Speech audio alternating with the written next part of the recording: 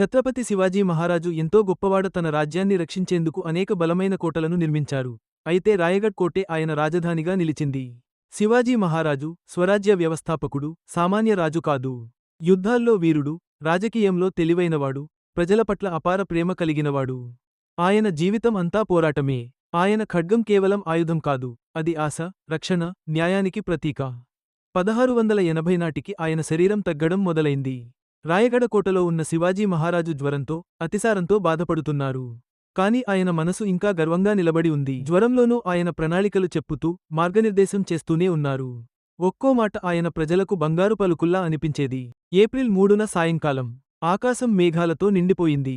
గాలి కూడా నిశ్శబ్దంగా మారింది. స్వరాజ్య సింహం తన చివరి శ్వాస తీసుకుంది. వేడుకగా జయఘోషల మధ్య కోట మొత్తం ఏడుపుతో నిండిపోయింది. ప్రజలు శివాజీ మహారాజ్కి జై అని నినదించుకుంటూ చివరి వీడ్కోలు చెప్పారు. ఆయన శరీరం లేకపోయినా, ఆయన ఆత్మ స్వరాజ్యంలో నిలిచిపోయింది. ఆయన ధైర్యం, స్వాభిమానం, ప్రజల పట్ల ప్రేమ ఇంకా జాతిని ముందుకు నడిపిస్తున్నాయి. సంభాజీ మహారాజ్ కథ ఇది 1680లో మహావీరుడు శివాజీ మహారాజ్ మరణించారు. రాజ్యంలో విషాదం నెలకొంది. యువకుమారుడు సంభాజీకి రాజ్యభారం వచ్చింది. 23 సంవత్సరాల రానే వచ్చాయి సంభాజీ మహారాజ్కి రాజ్యాన్ని చేపట్టారు.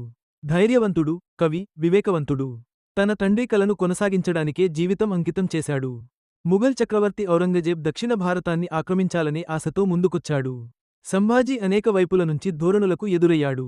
సంభాజీ బుర్హాన్పూర్పై ధైర్యంగా దాడి చేశాడు. ఆయన శక్తి, వేగం, యుద్ధ నైపుణ్యం ముఘల్ సైన్యాన్ని ఆశ్చర్యానికి గురిచేశాయి. సమర భూమిలో కాదుగాని, కోర్టులో జరిగిన కుట్రలు సంభాజీకి పెద్ద సవాళ్లుగా మారాయి. 1689లో సంభాజీ ముఘలులకు పట్టుబడ్డాడు. ఆయనను కటకటాల వెనక వేధించారు.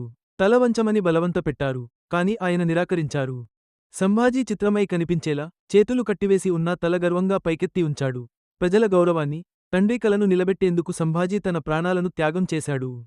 చరిత్రలో చిరస్మరణీయుడిగా నిలిచాడు. సంభాజీ మహారాజ్ ధైర్యం, ధర్మనిష్ఠ, త్యాగం అనేక తరాలకు ప్రేరణగా నిలిచాయి. ఆయన కథ ఎప్పటికీ సజీవమే.